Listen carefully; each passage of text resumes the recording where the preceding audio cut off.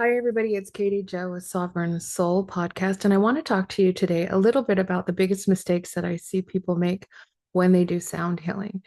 I am a sound healing practitioner, trainer, teacher, and I've been doing it for about 15 years. I've actually served in cancer retreats as well as hospitals, and I do quite a bit of work with a lot of different foundations. Now, I think the biggest mistake that I see people do with sound healing is just this: they play too loud.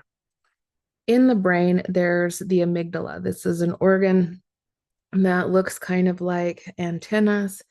And what happens is when it is activated or triggered, it moves the body and the energetic field into flight or fight. And when that happens, all systems pump adrenaline and cortisol and they start to shut down. So no energy is moving. The purpose of sound healing is to use an outside catalyst through sound waves to begin to move energy.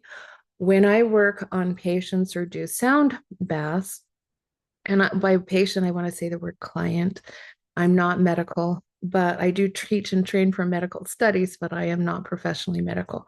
Now, when I work on a client, what I do is I want the energy to move. I use the sound waves to begin the energy, not only in the physical body, but in the outside field to begin to move.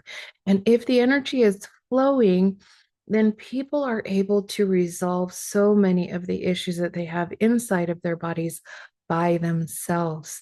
Imagine if you could to going to the mountains and there's a stream and debris has fallen across the stream. And because of that, the stream is not flowing properly.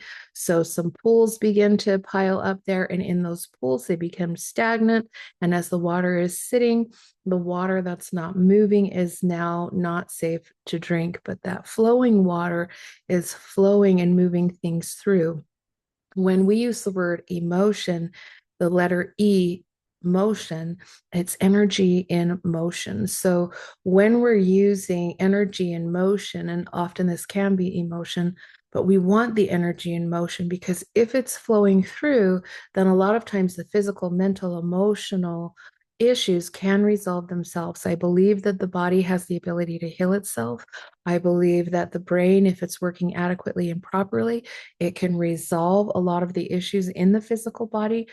Time and time and time again, as I work on people with chronic pain, when we use the sound and we're working with singing bowls or drums or other instruments, tuning forks, things like that, they actually will say that they have no pain or they're used to having chronic pain.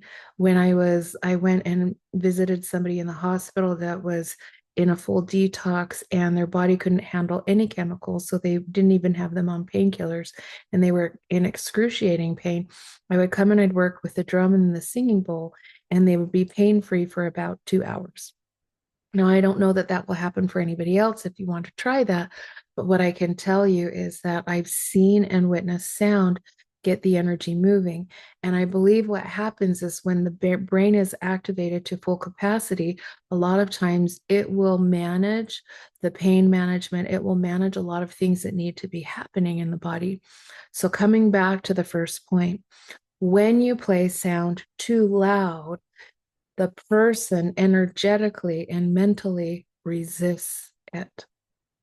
So soft sounds moving in from outside the energetic field, 2 or 3 feet away from the body, and moving into the energy field without touching in soft tones can often do more benefit when people are coming to visit you than if you were to play loud. And I've seen people, they get the drums or the bowls or other things, and they're like, we're going to break through these barriers. What they're actually doing is causing the amygdala to activate, which is fight or flight.